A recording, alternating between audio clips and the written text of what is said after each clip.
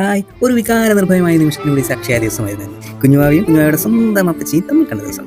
വാവയുടെ മുഖം എന്തേ ഞങ്ങളെ കാണിക്കാത്തത് എന്ന് ചോദിച്ചപ്പോൾ ഞങ്ങൾക്ക് മറുപടിയില്ലായിരുന്നു. കാരണം കുഞ്ഞുവാവയെ വീട്ടിൽ നിന്നും ഇത്ര ദൂരം പോയി കൊണ്ടുവന്നതിനാൽ വീട്ടിൽ തന്നെ ഇനിയും കാണാൻ ആൾക്കാരുള്ളപ്പോൾ വാവയുമായി റീൽസ്, വീഡിയോസൊക്കെ ചെയ്ത് വിഷമമാകില്ലേ എന്നതുകൊണ്ടാട്ടോ.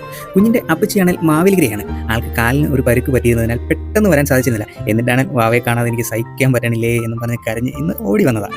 വന്നിറങ്ങിയതും തിരക്ക് പിടിച്ചാണ് വീട് വരെ എത്തിയത്. പിന്നെ കുഞ്ഞുവാവയുടെ കാര്യം ഇങ്ങനെയാണ് കേട്ടോ. ഏത് പൊന്നു തമ്പുരാനാണെന്ന് പറഞ്ഞാലും ചെവി കണ്ട് ആളെ ഒന്ന് സെൻസ് ചെയ്ത് ആളെ പരിചയമാക്കിയതിന് ശേഷമേ കണ്ണു തുറക്കൂ.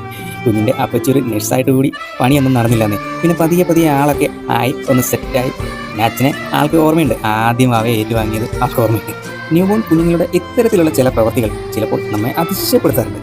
പിന്നെ വീട്ടിൽ ഇന്ന് കുഞ്ഞിൻ്റെ ഏറ്റവും അടുത്ത ബന്ധുക്കൾ എല്ലാവരും ഉണ്ടായിരുന്നതല്ല, നല്ല രസമായി. ലീവ് കിട്ടാൻ കുറെ ശ്രമിച്ചിട്ടും നടക്കാതെ വന്നതിൽ മനസ്സില്ലാ മനസ്സോടെ നെക്സ്റ്റ് വീക്ക് 2 ഡേയ്സെങ്കിലും ലീവ് ഒപ്പിച്ച് വരാമെന്ന് പറഞ്ഞിട്ട് കുഞ്ഞിൻ്റെ അപ്പച്ചി ഇന്നത്തേക്ക് വേണാട് എക്സ്പ്രസ് മാവേലിക്കരയിലേക്ക്